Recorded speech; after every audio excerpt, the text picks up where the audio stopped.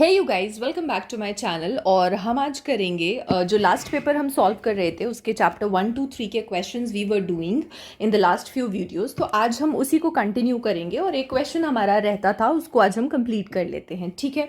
Okay, चलिए ज़रा देखिए पहला question. Current I is equal to 1 ampere is passed through a copper rod. उसका नंबर डेंसिटी जो है वो हमें दे रखा है। तो करंट का वैल्यू जो है वो हमें 1 एम्पियर बताया है एंड उसका जो नंबर डेंसिटी है which is given to be 8.5 into 10 to the power 28 per meter cube of varying cross section is shown in the figure. The areas of cross section at points A and B. तो अगर आप देखो ज़रा point A और point B को, तो you can see कि area में डिफरेंस है along its length R। तो एरिया का वैल्यू भी दे रखा है। एट पॉइंट ए का एरिया हमें गिवन है और पॉइंट बी का भी एरिया हमें गिवन है। तो मैं ज़रा इसको कुछ ऐसे लिख लेती हूँ, area of A and then area of B which is given to be 1 into 10 to the power minus 7 metre square, और ये दे रखा है 2 into 10 to the power minus 7 metre square. Okay, calculate the ratio of electric field at points A and B. तो point A और point B पे field का ratio क्या होने वाला है। Then the drift velocity of free electrons at point B. तो point B पे ड्रिफ्ट वेलोसिटी क्या होगी वो भी हमें बताना है। तो सबसे पहले हम फर्स्ट पार्ट करेंगे, और अगर मैं फर्स्ट पार्ट करना शुरू करूँ तो उसके लिए मैं आपको एक फॉर्मूला याद दिलाऊंगी which was J is equal to sigma into E. अगर आपको याद हो तो करंट डेंसिटी का मैंने रिलेशन बताया था with conductivity and electric field like this. और J को हम और कैसे लिख सकते हैं, I बाई ए करके लिख सकते हैं which is sigma into E again. तो अगर हम यहाँ देखें तो करंट का वैल्यू तो देखो सेम है, ठीक है। मटेरियल तो एक ही है तो सिग्मा भी सेम रहेगा। और अगर हम देखें तो एरिया चेंज हो रहा है तो E is inversely proportional to what, area. E हमारा इन्वर्सली प्रोपोर्शनल टू एरिया के आ रहा है। दैट मीन्स अगर हम फील्ड एट A निकालेंगे तो that will be inversely proportional to area at B, sorry at A only. और अगर हम B पे फील्ड निकालेंगे तो it will be inversely proportional to area at B। तो कुछ इस तरह से इसका कंपैरिजन हो जाएगा। और एरिया ऑफ बी हमें पता है it is 2 into 10 to the power minus 7। Area at A भी हमें पता है it is 1 into 10 to the power minus 7। तो जो हमारा रेशियो है that will be 2/1। That means हम इसको ऐसे 2:1 करके लिख सकते हैं। This is the ratio of nothing but what, electric field at points A and B respectively. Okay, next question देखिए ज़रा इसी का, which is the drift velocity of free electrons at point B. तो पॉइंट बी पे हमें drift velocity बतानी है। तो उसके लिए मैं आपको याद दिलाना चाहूँ अगर तो that relation was I is equal to NAVDE, ठीक है। और हम चाहते हैं हम ड्रिफ्ट वेलोसिटी निकालें तो that is I upon NAE like that. और हमें पॉइंट बी पे निकालना है तो हम पॉइंट बी के लिए सारी वैल्यूज़ डालेंगे। करंट तो देखो हमारा सेम था, दैट वाज 1। नंबर डेंसिटी जो है वो भी हमारी सेम ही रहने वाली है which is 8.5 into 10 to the power 28। Area की अगर हम बात करें तो हमें बी का एरिया डालना होगा क्योंकि हमें बी पे निकालनी है।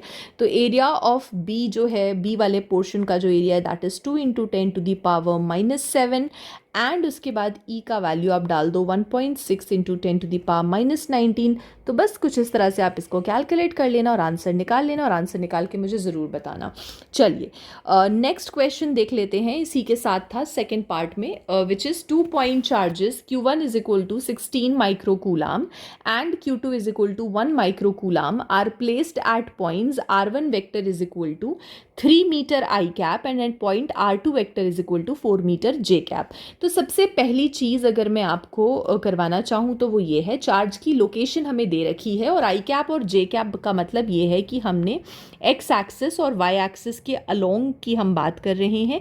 एक्स एक्सिस और वाई एक्सिस के अलोंग हमने जो है अपने चार्ज को प्लेस करके रखा हुआ है। तो वो ज़रा हम देख लेते हैं। तो ये मेरा एक्स एक्सिस हो गया, ये मेरा वाई एक्सिस हो गया।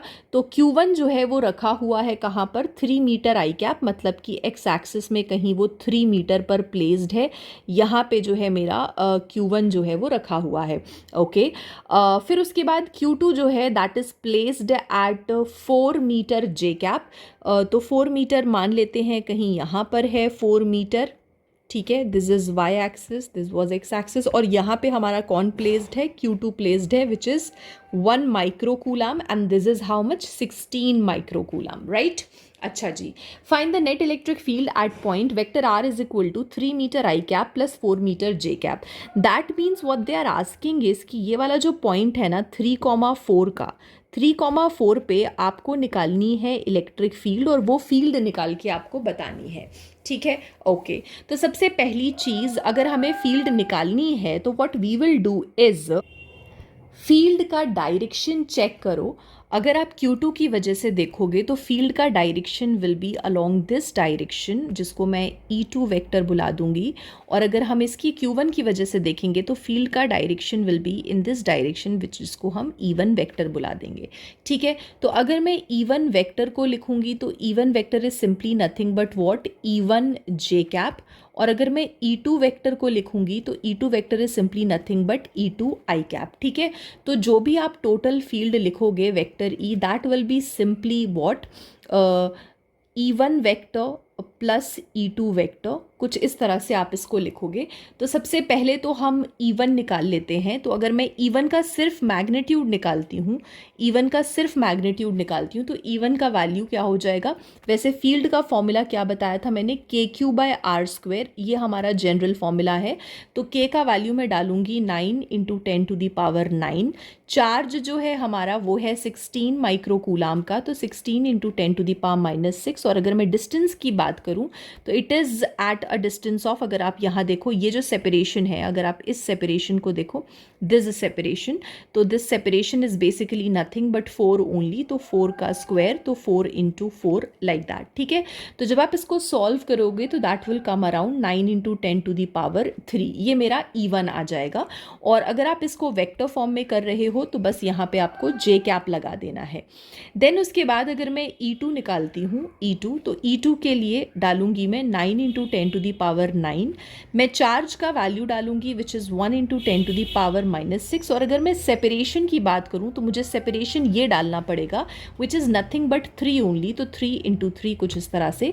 तो ये सारी चीज़ें कैंसिल हो जाएंगी and this will come around 10⁻3। और अगर आप वेक्टर फॉर्म में कर रहे हो तो आप यहाँ पे आई कैप लगा दोगे। तो finally when you will write your electric field, तो your electric field will be simply nothing but what, 10⁻3 I cap plus 9 × 10⁻3 J cap. Also अगर आप चाहो तो 10⁻3 को आप कॉमन ले लो, and this is I cap plus 9 J cap. So that is how you calculate electric field. Okay.